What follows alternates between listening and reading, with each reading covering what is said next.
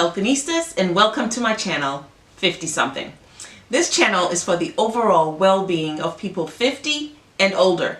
But don't worry, if you're in your teens, 20s, 30s, and 40s, you can still apply a lot of the content.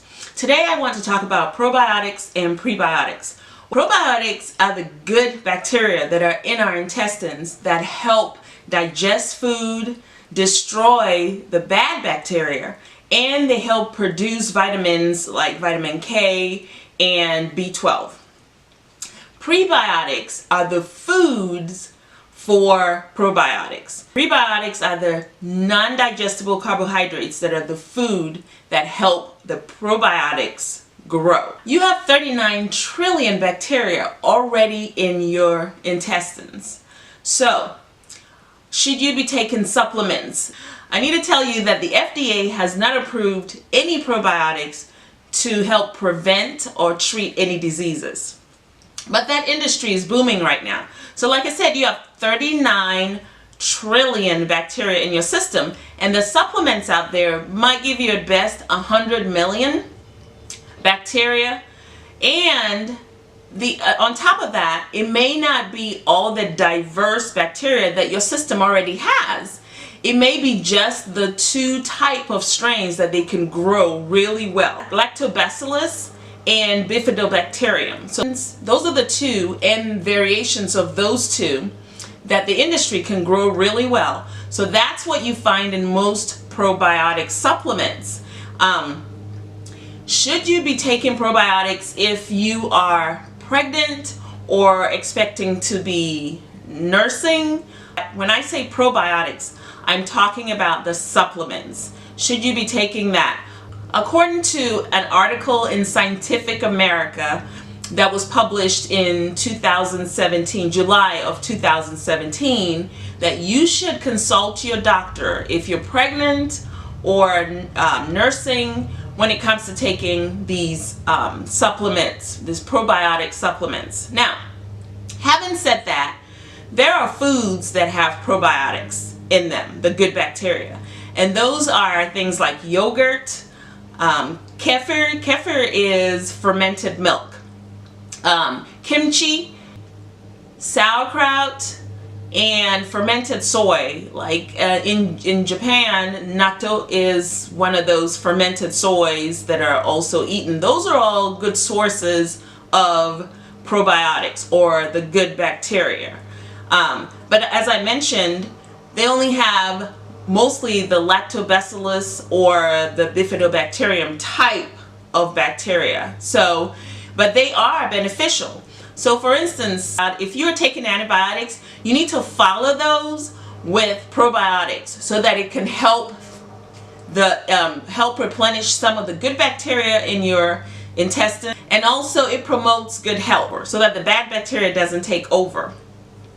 You may have heard people that have taken antibiotics will end up with a severe form of diarrhea called C. diff. That's because the antibiotics end up killing both good and bad bacteria, but mostly the good. And so then what's left, what takes over, is the Clostridium difficile, the C. diff bacteria, and that's why you get that awful diarrhea from that. So it is recommended that if you do take antibiotics, try to follow it with probiotics. Now, me personally, I'm not into taking probiotic supplements. I will eat my yogurt in terms of probiotics if that's my form of probiotics. There are also certain cheeses that are said to have probiotics, but it's all in the fermentation. A lot of cheeses these days are done with pasteurized milk. And if you're pasteurizing milk, you're heating it, and so you're killing bacteria. Bacteria does not like heat. So really, a lot of the cheeses that we have, if there are any probiotics, they're very little, but it does help. So it doesn't hurt to go ahead and eat certain cheeses like the Gouda and the Parmesan, and certain cheeses, the blue cheese, cottage cheese, that may have some benefits to you as well. Now, having said that, what kind of foods are great as prebiotics so that you can grow the good bacteria in your intestine. These are the foods that are good prebiotics: whole grains, bananas, artichokes, onions, and soybeans. So if you eat foods that have these, you are actually promoting a healthy gut. So we all know that with a healthy intestine, it also leads to healthy colon. You should be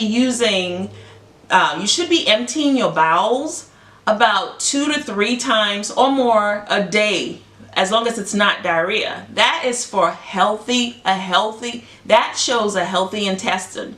If you are not, and you're only having bowel movements maybe once every 2 days, that is not very healthy, and that's a whole different subject because it can cause impaction, and that's a whole different subject to talk about.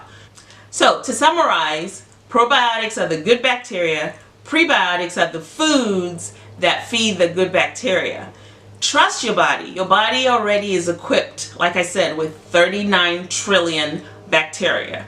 And just feed those bacteria, and then maybe just once in a while make sure that you're having some yogurt or kefir or sauerkraut or those type of fermented foods to help promote good health.